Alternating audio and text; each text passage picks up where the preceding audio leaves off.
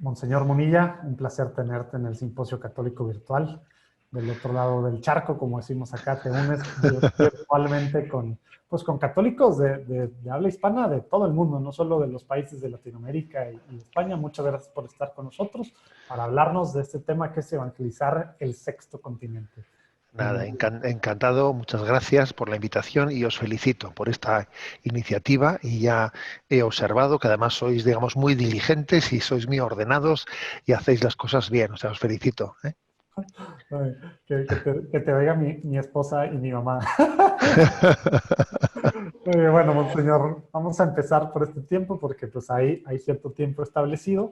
Eh, vas a hablar tú de evangelizar el sexto continente, yo me voy a desaparecer, pero aquí sigo cualquier cosa y lo más probable, porque yo así soy de preguntón, es que al final a lo mejor alguna que otra cosa con la que vayamos a cerrar con alguna pregunta, ¿no? Entonces te dejo el micrófono, la cámara, todo tuyo y al final también te vamos a pedir la bendición, ¿eh? Para Con que... mucho gusto, con mucho gusto. Muchas gracias, señor. Adelante. Pues bien, pues yo quisiera hacer una breve reflexión sobre, bueno, yo un servidor tengo en Radio María, 2 horas a la semana, un programa que tiene el nombre de Sexto Continente. ¿Y de dónde viene ese nombre, no?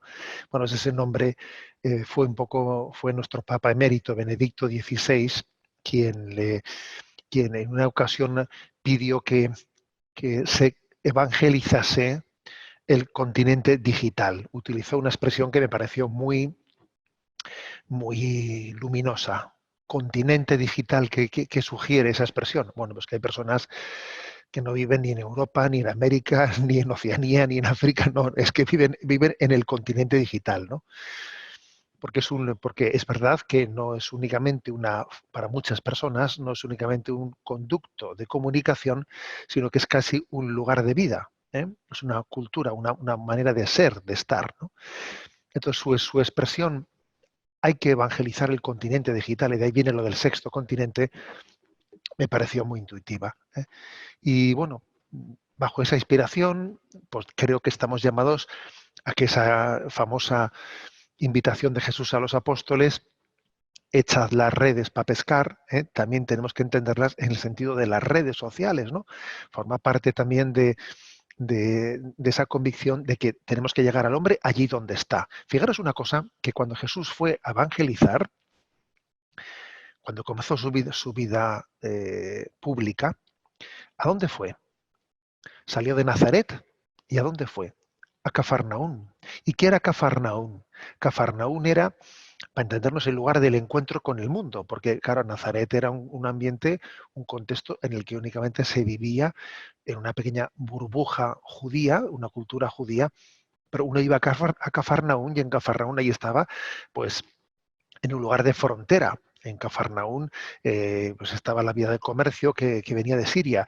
En Cafarnaún estaba la guarnición de los soldados romanos. En Cafarnaún estaba el encuentro con el mundo. El encuentro entre los creyentes y los no creyentes. O sea, hasta que Jesús bajó a Jerusalén, en sus años de predicación en Galilea, digamos, lugar clave para llevar adelante fue Cafarnaún. Es como lo que hoy en día el Papa Francisco diría las periferias. Bueno, pues las periferias fueron Cafarnaún, y en nuestro momento, sin duda alguna, las periferias están también en gran medida en el continente digital, ¿eh? En las redes sociales. Bueno, ese es el punto de partida. Hay que salir al encuentro del hombre allá donde está, puesto que Jesucristo vino en nuestra búsqueda allí donde estamos, ¿eh? Donde estamos, ¿eh? Un buen futbolista no es aquel que sabe chutar el balón, cuando está bien puesto en el punto de penalti y bien colocado y todo el mundo apartado, para que nadie le estorbe, y entonces él chuta el balón. No, no, eso no es un buen futbolista. Un buen futbolista es el que es capaz de pegarle al balón, venga como venga, ¿eh? Aquí en Europa decimos, en España, a la chilena, no sé si se dice así, ¿eh? O sea, sabe darle el balón, bueno, allí como venga y allí donde esté, ¿no? Esto creo que es importante, ¿eh? Máxime porque en teoría bueno, en teoría no, en verdad tenemos un diálogo con una cultura que aparentemente es indiferente, que aparentemente tiene desinterés, que no le importa el hecho religioso. Eso parece, ¿eh? Porque luego uno escarba un poco, escarba un poco y ve que las cosas son distintas, ¿no? Pero podría parecer a simple vista que Dios ha dejado de ser significativo para el hombre, que el hombre no tiene hambre y sed de Dios. Pero claro, cuando uno profundiza un poco más, dice, las cosas no son como parecen, porque el hombre tiene un deseo de felicidad y siente impotencia en alcanzarla, ¿no? Y detrás de esa impotencia por alcanzar la felicidad que se le escapa, como cuando alguien va a por agua sin vaso, ¿no? Y le quiere coger entre los dedos y el agua se le escapa entre los dedos, ¿no? Pues eso le pasa al hombre que quiere ser feliz, pero que no ha descubierto que Dios es la felicidad. ¿Eh? Bueno, pues entonces yo creo que hay que tener la paciencia de decir, no, no, este hombre necesita de Dios. Luego yo voy a ver de qué manera, con qué parámetros le hago entender que esa sed que él tiene coincide al milímetro con el deseo de Dios que anida en nuestro corazón. Es el deseo de felicidad y el deseo de Dios coinciden. Cuando nos damos cuenta de eso, que el deseo de felicidad coincide con la llamada de Dios a la santidad, es como cuando lo del el cuento de la Cenicienta, ¿eh?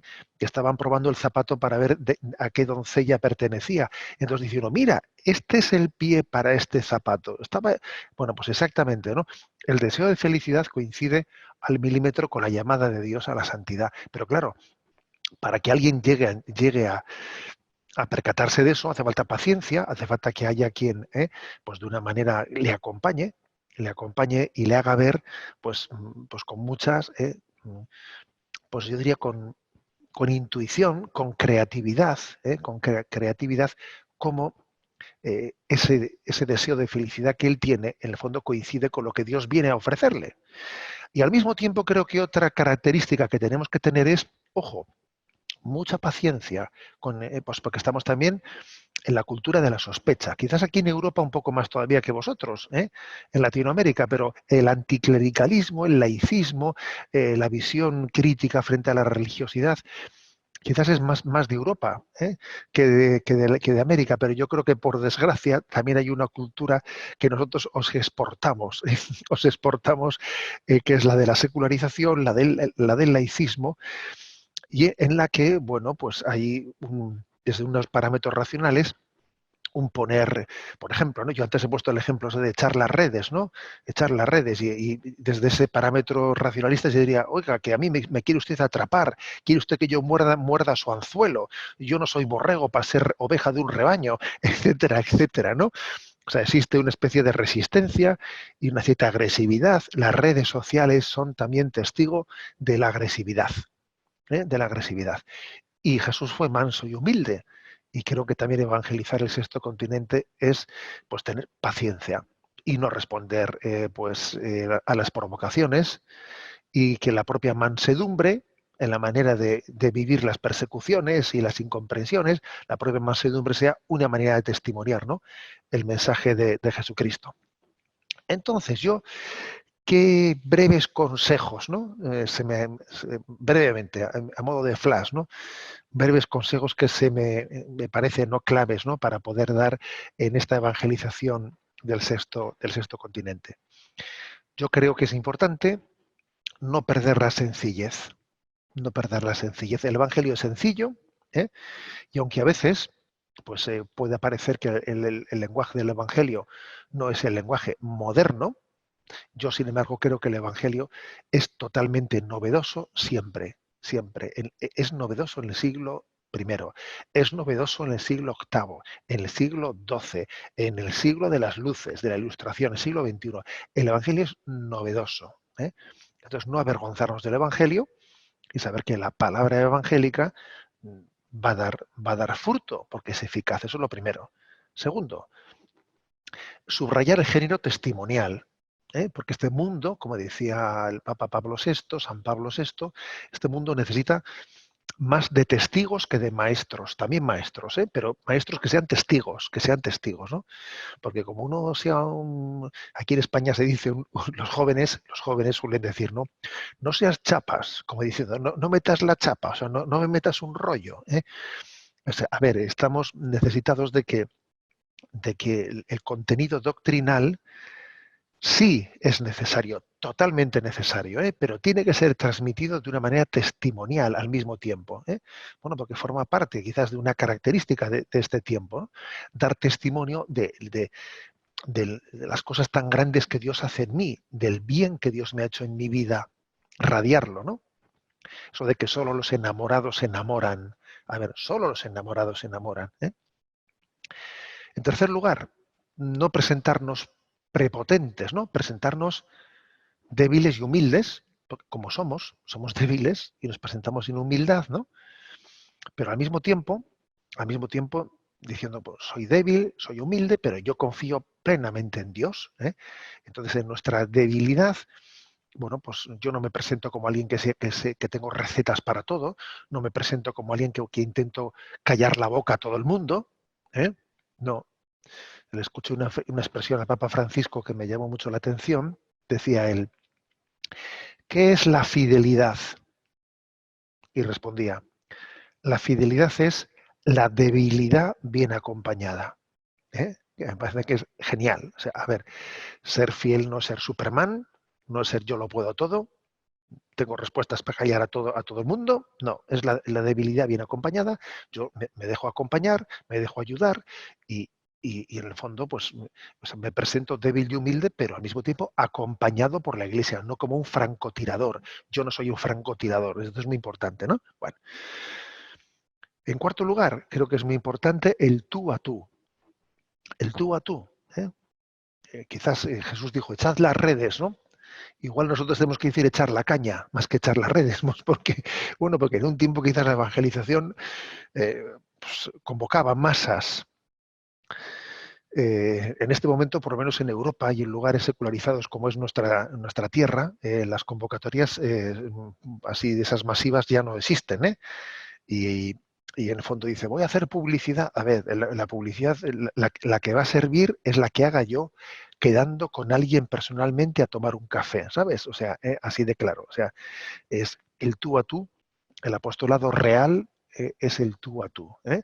Y las redes sociales no son incompatibles con el tú a tú, sino son un modo de llegar al tú a tú. Pero podría uno equivocarse si piensa que se puede evangelizar desde la impersonalidad. No, hay que pasar al tú a tú. Bien, en quinto lugar, eh, creo que es muy importante que nos presentemos formando un equipo. Formando un equipo, o sea que yo, por ejemplo, a vosotros no os conocía y ha sido pues este encuentro que habéis organizado, ¿no? La oportunidad de conoceros, pero digo, pero qué bueno que sin habernos conocido tenemos esta comunión entre nosotros, ¿no? Entonces, esto es muy importante porque esto supone que pues que hay un mismo espíritu que anida entre vosotros. Fíjate, tenemos un océano por medio y es el mismo espíritu el que nos ha inspirado, ¿no? A ver, esto es un milagro, es el milagro de la comunión en la iglesia. Entonces nos presentamos así, como la experiencia de una comunión, ¿no? Y no como francotiradores. El individualismo hace mucho daño y esteriliza. Acordaros que Jesús dijo, Padre, que todos sean uno para que el mundo crea. Si no vivimos la comunión, si no entonces es que no transmitimos. Dice aquí que esto cada uno hace su guerra por su cuenta. Y el mundo de las redes tiene ese riesgo, tiene ese riesgo. El riesgo de que, claro, como es tan amplio eso, el riesgo de que cada uno haga la guerra por su cuenta y de no buscar la comunión, de no buscar la confluencia, ¿no? Bueno, en sexto lugar, tener paciencia. Dios ha tenido paciencia con nosotros, ha sabido esperar el momento de gracia.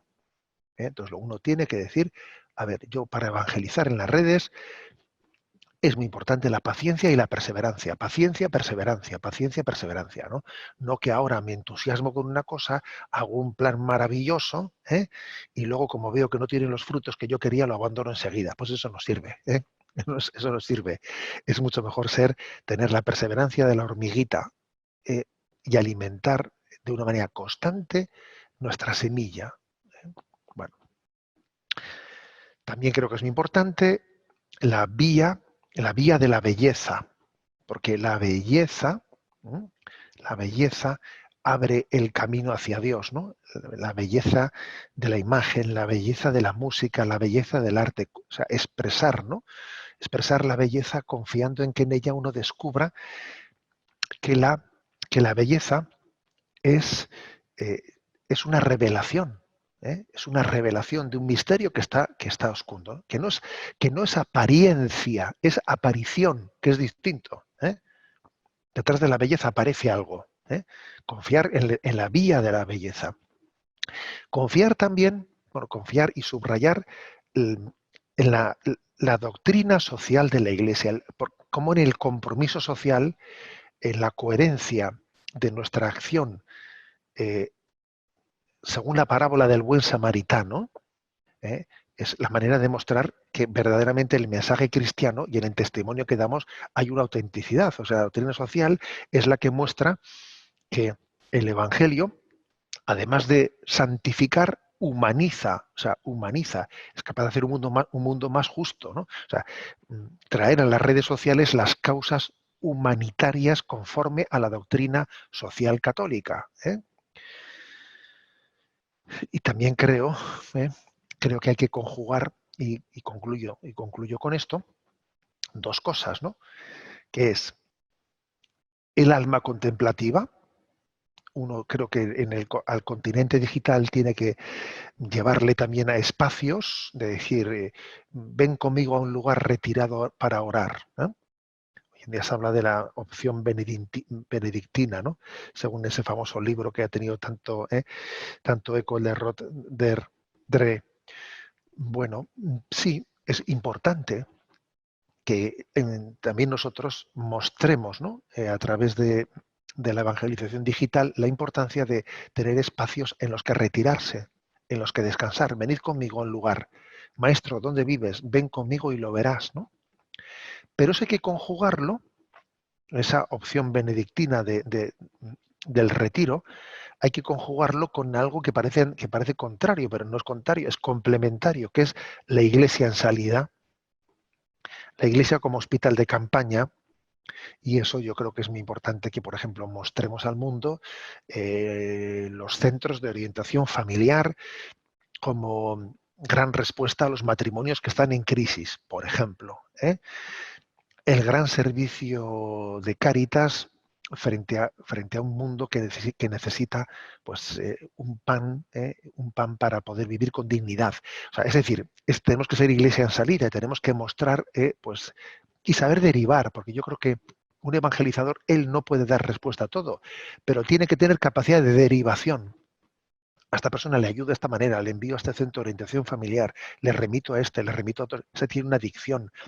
¿Quién le puede ayudar en estas adicciones? Existen tales lugares para... O sea, eso es muy importante, ¿no? Muy importante el que el católico se presente en redes sociales consciente de que él no va a poder dar respuesta a todas las necesidades del mundo, pero tiene que saber que tiene detrás de él la iglesia, y como el buen samaritano, que cuando cogió a aquel que había sido apaleado, le llevó a la posada. Llevarle a la posada es saberle derivar.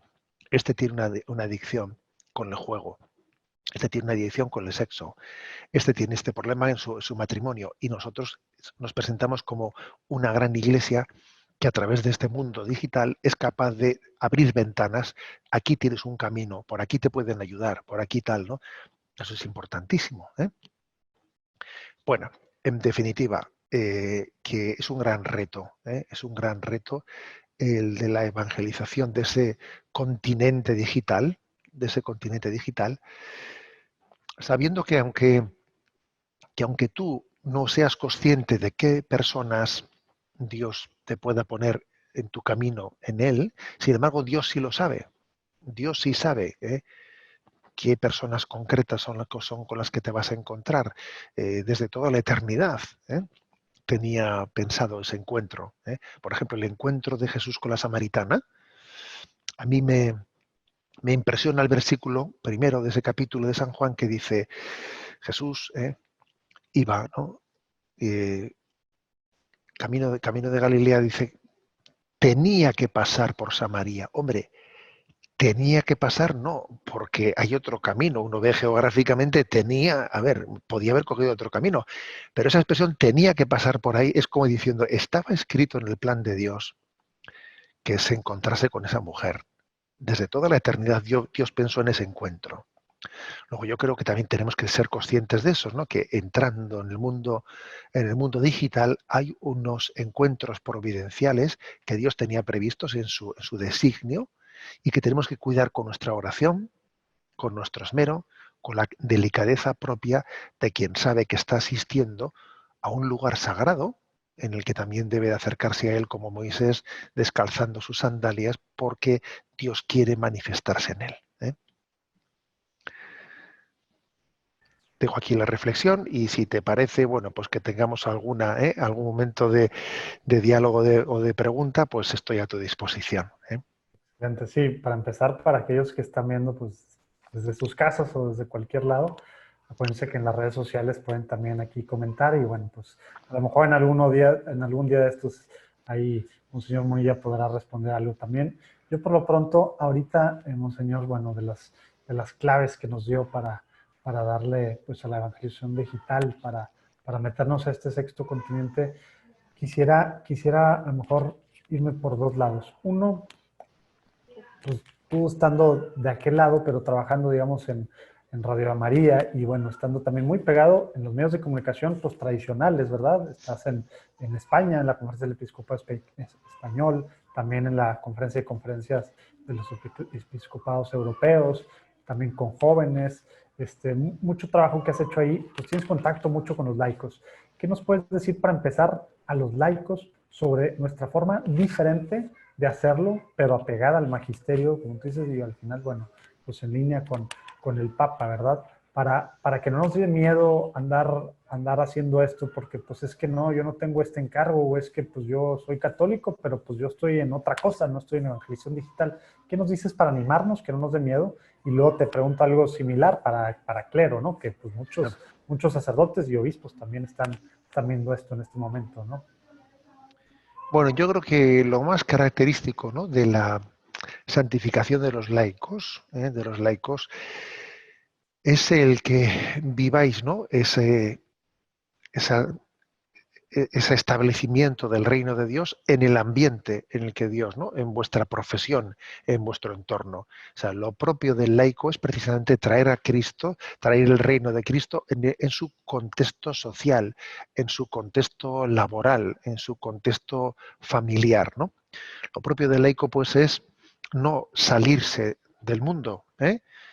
No, sino traer a Cristo al contexto en el que está. Entonces yo creo que eso es muy importante y me parece que yo creo que todos los laicos, aplicado esto, ¿no?, al principio de la vía digital, bueno, pues uno tiene que decir, por ejemplo, el contexto laboral en el que vivo, este contexto laboral también tiene una presencia digital, ¿no? O el contexto de mi vecindario, o de mi compromiso político, o de mi compromiso sindical, o de mi compromiso, a ver, de muchos estilos, ¿no? Un compromiso, por ejemplo, en el colegio, en el mundo de la enseñanza, ¿no? O sea, es decir, darnos cuenta de que lo propio del laico, tiene ese traer el reino de Dios a ese contexto social y obviamente eso tiene una vehiculización, ¿no?, digital que lo potencia mucho. O sea, hay una capacidad de potenciar la acción social, ¿no?, del reino de Dios ante nosotros digitalmente. ¿Eh? Yo creo que es lo más propio, lo más específico, ¿no? Con Y, respecto a los sacerdotes que me decías, ¿no? No sé si... o antes de entrar a esa parte, sí. pero ahorita hablando de esta parte de los laicos, algo que yo quisiera aprovechar el momento de este tema de los laicos, yéndonos un poquito más para el tema de los jóvenes también, pues bueno, pues durante mucho tiempo en Evangelizar el Sexto Continente, tú hablaste del Yucat, ¿verdad? Estabas, pues, bueno, pues como que analizándolo, no sé cuál sea la palabra que sea la adecuada, pero antes de pasar a ese tema, también un poquito pensando, bueno, evangelizar digitalmente, hacer todo esto, pero pues también algunos decimos, híjole, pues no sé ni qué creo, qué voy a decir, pues Dios te ama, qué padre, sí, pero no puedo enraizarme, no puedo discutir con la cultura actual, no puedo dialogar porque pues ni siquiera sé lo que creo. Platícanos así muy brevemente por qué deberíamos de los jóvenes pues meternos un poquito al UCAT. Creo que de todos modos todo lo que tú dijiste al respecto en Sexto Continente, pues está en radiomaria.com, ahí pueden ver muchas de estas cosas. Pero a ver, déjanos con la espinita que nos den ganas de conocer un poco nuestra fe para formarnos y para poder evangelizar de formas, pues digamos, también más completas, ¿no? ¿Qué nos dices sobre esto, monseñor? Sí, a ver, el Yucat, que fue un instrumento, ¿no? Un instrumento que fue Benedicto XVI, si no me equivoco, ¿no? El que tuvo esa intuición de, en la Jornada Mundial de la Juventud, entregar a los jóvenes una versión del catecismo, una versión adaptada un poco, ¿no? Pues a su contexto cultural, a su capacidad, etcétera, de lectura y de respuesta, me pareció, ¿no? Pues que ayudó muchísimo. Fue un gran acierto en la Jornada Mundial de la Juventud meter en la mochila de los jóvenes ese yucat. ¿Por qué? Porque era caer en cuenta de decir, a ver, yo necesito familiarizarme con la fe, necesito saber expresarla, porque a veces tenemos un cierto sentimiento religioso, pero luego también es verdad que hay que formularlo. ¿Eh? Además, las cosas no se pueden quedar un poco vagas y difusas, tienen que ser formuladas, ¿no? Y uno tiene que responder los cuestionamientos y tiene que dar una respuesta a los errores de su tiempo. O sea, los errores tienen que ser también rebatidos. Yo escuché que en la confesión de la fe hay distintos grados. Un grado es el de sentir interiormente, creer interiormente, ¿no? Pero un grado superior ¿eh? es el de proclamarlo. O sea, aprender a proclamarlo, aprender a expresarlo. Un grado todavía superior es el de que mi vida tenga coherencia, ¿no? Con eso que estoy proclamando. Y hay un grado todavía, ¿no? Un cuarto grado que es, y tengo que saber rebatir los errores de nuestro tiempo, tener una capacidad profética como tuvieron los profetas para denunciar los errores de nuestro tiempo. Y no acomplejarnos ante el mundo, ¿no? Entonces, ¿esto qué supone? Que uno tiene que haberse familiarizado con la fe, no acomplejarse, saber dar respuesta desde ella, ¿no? Bueno, pues a todo lo que acontece pues en este mundo, ¿no? Entonces yo creo que ese fue un gran servicio, el servicio de popularización. Y el Papa decía en el prólogo, creen grupos ustedes, ¿no? Decía, juntaros jóvenes, cread grupos de estudio del Yucat. Incluso dice, utilizad también vuestros encuentros, digitales, vuestros conductos digitales telemáticos para juntaros, para estudiarlo, ¿no? Es una gran oportunidad. El joven necesita poder dar razón de su fe, ¿no? Siempre, ¿no? Siempre, pero en este tiempo más que nunca, porque en ese tiempo que somos muy cuestionados, pues bueno, pues es que la fe del carbonero, que se dice aquí en España, no sé si se utiliza ese término ahí, ¿no? Pero aquí se suele decir, es que este tiene la fe del carbonero. ¿Qué se suele decir con esa expresión? Pues una fe muy sencilla, que nunca ha sido cuestionada, pero claro, es que cuando viene el hombre racionalista, más complejo, que todo lo cuestiona, que a todo le busca las vueltas, ¿no? Las vueltas, necesita uno poderle también dar una palabra de claridad y de clarividencia, ¿no? Órale. Pues espero yo que con esto nos haya quedado la espinita, porque aparte está hecho de una forma no solo sencilla, sino atractiva, ¿no? Para los jóvenes. Bueno, pues para todo el mundo, ¿no? Pero pues está hecho Ah. para los jóvenes. Muchas gracias por eso, monseñor. Y ahora sí, para cerrar, ¿qué le dices al clero que pues ahorita pues ha tenido que hacerlo en este tiempo de cuarentena? A lo mejor pues no había de otra, pero pronto ya, esperemos, se va a acabar esto, vamos a regresar a una normalidad, que vamos a poder salir. ¿Qué dices tú, Alfredo, para que no le tenga miedo a esta evangelización a través de las redes sociales, para realmente llegar al nuevo continente, bueno, no al nuevo, al sexto continente, perdón, que ya no es nuevo? Y ojo, ya sé que muchos han estado, y no quiero que suene a crítica, sé que ahorita se ha aprovechado mucho este tiempo para muchas misas y ojalá que pues ya que regresemos, pues podamos ir a la misa físicamente y que no nos quedemos nomás con la misa virtual, sino la misa, pues siendo partícipes ahí, ¿verdad? Pero me refiero más allá de ponerme la camarita como sacerdote y que me acompañe en la misa, sino realmente, pues, que me sirva para evangelizar, catequizar, formar, crear discípulos. ¿Qué les dices al clero que está viendo, escuchando en este momento, Monseñor? Bueno, yo le diría lo siguiente, ¿no? Partiendo de que no todos tienen que utilizar, ¿no?, el mundo digital al mismo nivel y de la misma manera, eso así de claro. O sea, creo que no hay que suponer que todos tenemos que hacer lo que está haciendo no. Cada uno tiene que hacer un discernimiento, primero de ver pues eso, dónde le han encomendado su ministerio, y dependiendo también del ministerio que le hayan encomendado, uno dice, pues en esta circunstancia pues sería una gran herramienta, o en esta circunstancia, pues no, ¿no? O sea, discernirlo, ver también las propias cualidades, los propios dones. ¿M? O sea, yo creo que no hay que caer en pensar que, bueno, como esto ahora está de moda, todo el mundo, pues no es verdad. ¿Eh? No, las cosas hay que discernirlas si vienen de Dios, si son de Dios o si no son de Dios, desde ese discernimiento, ¿no? Pero en ese estar abierto siempre a lo que Dios pueda mostrarnos, creo que el mundo digital está siendo, y bien lo saben los sacerdotes que ahora me escuchan, pues un conducto en el que un sacerdote puede tener noticia, tener conocimiento de qué dones, de qué carismas están en este momento haciendo un bien grande a la Iglesia, aquí y allá, en lugares distintos, ¿no? O sea, estar abierto a por dónde sopla el Espíritu. ¿No? A por dónde sopla el Espíritu. Y eso, claro, pues el mundo digital lo permite con una inmediatez muy grande. ¿Eh?